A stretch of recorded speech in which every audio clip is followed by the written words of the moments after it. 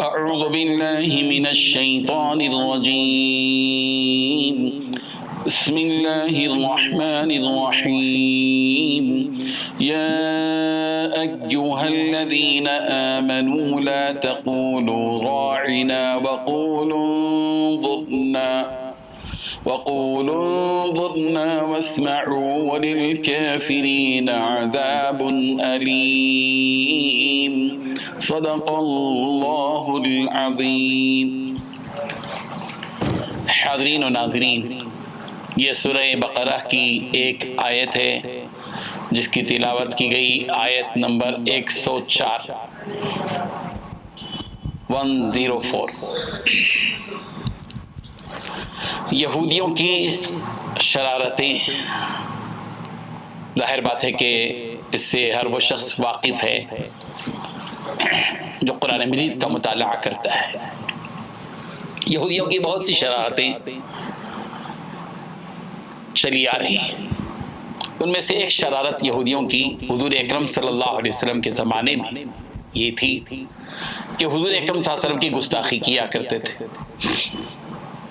اور گستاخی کا انداز یہ ہوتا تھا کہ جب پیارے پیغمبر صلی اللہ علیہ وسلم کی خدمت میں پہنچتے تو حضور صلی اللہ علیہ وسلم سے خطاب کرتے ہوئے کہتے تھے کہ راعنا۔ راعنا کے عربی زبان میں الگ معنی ہیں، اور یہودی جو عبرانی زبان جانتے تھے، عبرانی زبان میں اس کے الگ معنی ہیں۔ عربی زبان میں راعنا کے معنی ہیں ہماری رعایت فرمائیے، ہماری مصلحت کی رعایت فرمائیے۔ ظاہر بات ہے کہ ایک درخواست ہے اور اچھی چیز ہے، لیکن یہودی جب حضور اکرم صلی اللہ علیہ وسلم کے پاس آتے تھے تو راعنا کہہ کر مراد اپنی عبرانی زبان میں لیتے تھے، اور عبرانی زبان میں راعنا کا معنی بد دعا کے ہیں، اور کبھی کبھی راعینا کھینچتے تھے ہمارا چرواہا، اور یہ کہہ کر آپس میں حضور صلی اللہ علیہ وسلم کے سامنے تو بڑے ہی بھولے انداز میں، بہت معصومانہ انداز میں راعینا کہتے تھے، تاکہ حضور یہ سمجھے کہ یہ ہمارے لیے خاص رعایت فرمائیے، ہماری مصلحت کی رعایت فرمائیے، ہماری طرف توجہ فرمائیے، یہ معنی ہو۔ اور یہ اپنی مجلسوں میں جب پہنچتے تھے تو اس کا مذاق اڑاتے تھے کہ دیکھو ہم نے کس طرح محمد کا جو ہے مذاق اڑایا، نعوذ باللہ من ذالک۔ اور یہودیوں جب لوگ راعینا کہتے تھے تو مسلمان بھی راعینا کہتے تھے، اور اچھی نیت سے کہتے تھے کہ ہماری رعایت فرمائیے، ہماری طرف توجہ فرمائیے، حضور اکرم صلی اللہ علیہ وسلم سے کہتے تھے۔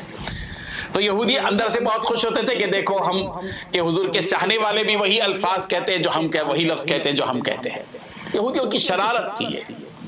دوسری اور معاملات میں بھی، جیسے کہ السلام علیکم، ہیر پھیر کرنا الفاظ کا اور مذاق اڑانا، جیسے السلام علیکم کے بجائے یہودی السلام علیکم بولتے تھے۔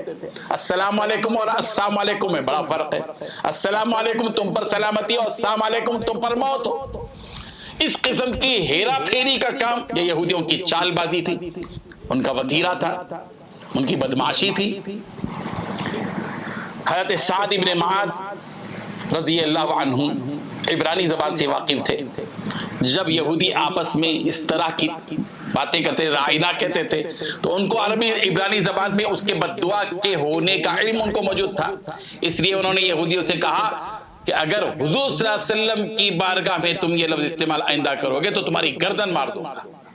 تو انہوں نے کہا تو یہ لفظ تو ہم کیا تمہارے مسلمان بھی کہتے ہیں، تمہاری قوم کے لوگ بھی کہتے ہیں۔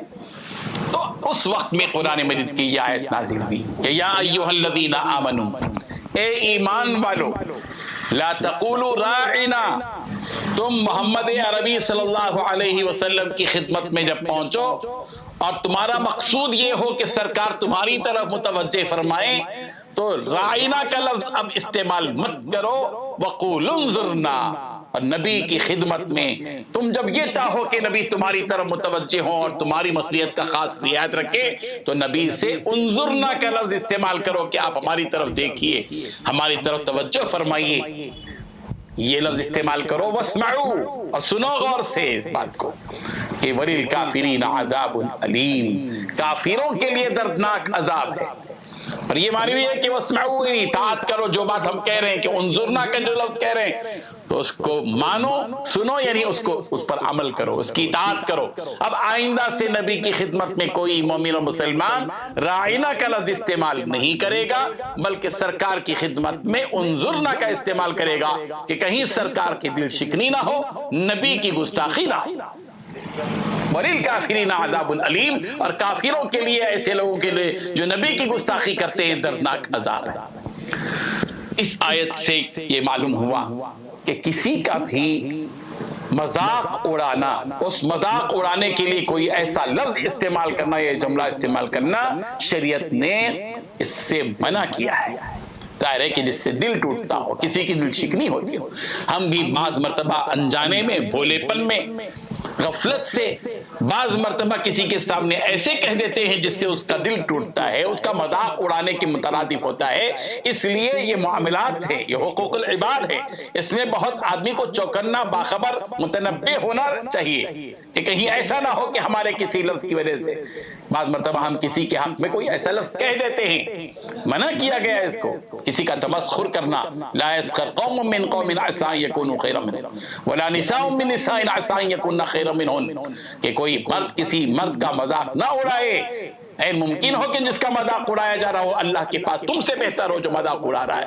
کوئی عورت کسی عورت کا مذاق نہ اڑائے، این ممکن ہے کہ جس عورت کا مذاق اڑایا جا رہا ہے وہ اللہ کے نزدیک زیادہ پسندیدہ ہو اس شخص کے مقابلے میں جو مذاق اڑا رہی ہے۔ وَلَا تَنَابَزُوا بِالْأَلْقَابِ، کسی کو جو ہے برے الفاظ سے مت پکارو، کوئی برا لقب مت دو، ہگنا کہہ دینا، نکا کہہ دینا، گڈو کہہ دینا، یہ بہت سے ایسے الفاظ ہوتے ہیں جو کالیا کہہ دینا، ان سے بچنا چاہیے، اس سے آدمی کا دل ٹوٹتا ہے۔ یہ ایک مذاق اڑانا ہے۔ اسلام نے، شریعت نے، نبی کی سیرت نے ہم کو مذاق کرنے کا، جس سے طبیعت میں ایک خوشی پیدا ہو، خوشگوار موڈ پیدا ہو، اس کی اجازت دی ہے، لیکن مذاق اڑانے کی، جس کی وجہ سے تنگ دلی پیدا ہو، اور جس کی وجہ سے نفرت پیدا ہو، اور جس کی وجہ سے کسی کا دل ٹوٹ جائے اور ٹیس پہنچے کسی کے دل کو، یہ گوارا نہیں ہے شریعت کو، اس کی اجازت نہیں ہے۔ اللہ تبارک و تعالی ہم سب کو ان باتوں پر غور و فکر کرنے کی توفیق عطا فرمائے۔ وآخر دعوانا ان الحمدللہ رب العالمین۔ لا الہ الا اللہ، لا الہ